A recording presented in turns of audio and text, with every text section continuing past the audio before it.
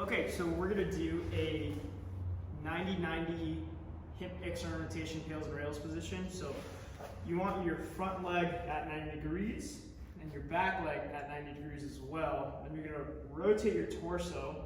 So this A on my shirt is gonna line up with this front knee. Or in other words, you can think about lining up your belly button towards that front knee. Right? From there, you're gonna hinge. Keep your torso nice and tall. You can place your hands on the ground to help you hinge and shove your hips back, right? Think about shoving your hips back, hinging from the hips, staying tall spine, hands come in front. Just feel a nice stretch in the front of that glute slash hip, right? Since it's hip external rotation, we're gonna focus on this front leg here. You're gonna hold the stretch here for 2 minutes, our pre-stretch before we do our PAILS and rails contractions, right? So again, holding the 2-minute stretch here, breathing into the position, getting nice and relaxed. Some modifications that you can do here is going into a sideline position. So dropping down to your elbow, if this is easier to start off with, if you don't have a good enough range.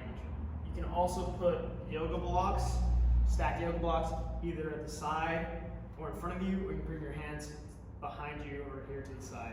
Okay. After that 2-minute stretch, you're going to rotate through this front leg.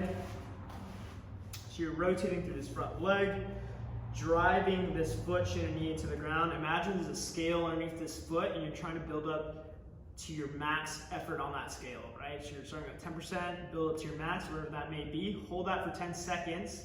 If there's pain, stop and back off.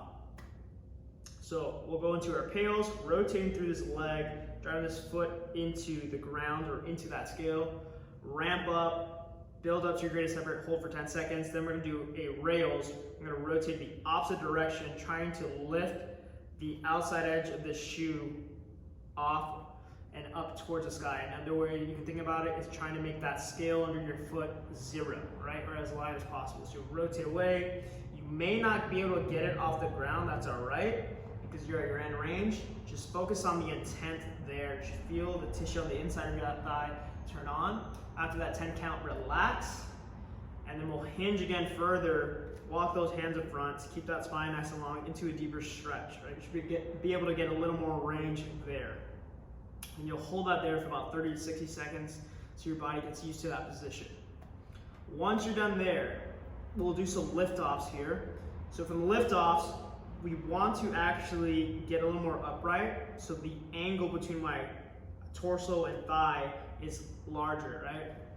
So this would be an easier position to do lift-offs from. I'll have a little more control, hopefully.